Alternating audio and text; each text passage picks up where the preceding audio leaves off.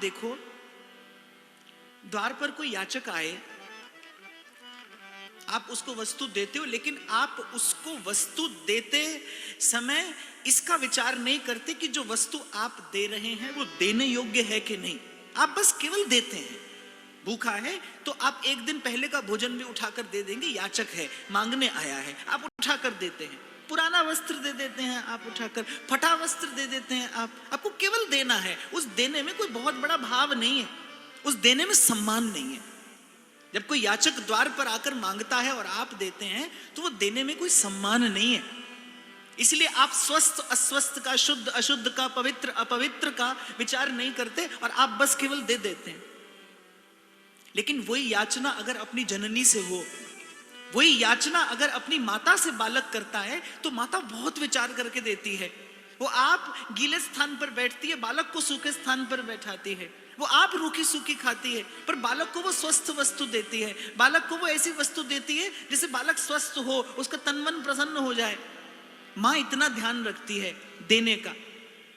तो इसीलिए श्री सहजो बाई जी जब माँ कहकर संबोधन करते हैं तो इसका एक अर्थ है कि सदगुरु जब देता है, सदगुरु जब देता है ना आपको, तो वो आपके लिए क्या हितकर है और क्या अहितकर है इसका विचार करके देता है। आप किसी भी द्वार से मांगोगे, आप किसी भी द्वार से मांगोगे, आपको मिल तो जाएगा। मैं नहीं कहता कि आपको नहीं मिलेगा, लेकिन किसी भी द्वार से मांगकर जब आप पाते हैं, आपको भी खबर नहीं और देने वाला भी इस बात का विचार नहीं करता कि आपके लिए अच्छा है कि नहीं। आपको लगता है आपकी मनोकामना पूर्ण हो गई, आपको लगता है इस मंदिर से उस मंदिर से, इस द्वार से उस द्वार से आपकी मनोकामना पूर्ण हो गई। ये केवल आपको प्रतीत होता है, लेकिन न तो देने वाले ने विचार किया है कि जो आपको दिया जा रहा है वो आपके लिए हितकर है कि नहीं, और ना वस्तुतः वो हितकर होता है। क्यों? क्योंकि वो आया ही लौट जाने के लिए।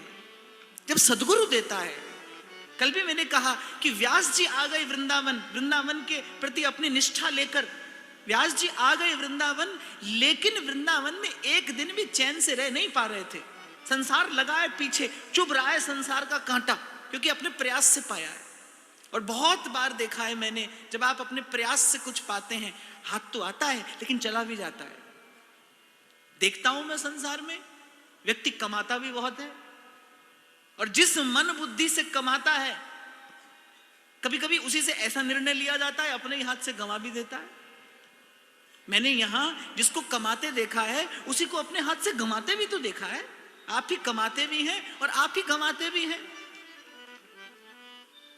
लेकिन जब सदगुरु देता है, जब सदगुरु से प्रसाद मिलता है, तो श्री गुरु नानक देव जी महाराज फरमाते हैं, तेरी बख्श न मेटे कोई। जो गुरु से मिलता है वो अक्षय रहता है, वो स्थिर रहता है। क्यों? क्योंकि उसने स्वस्थ और अस्वस्थ का विचार करके दिया है।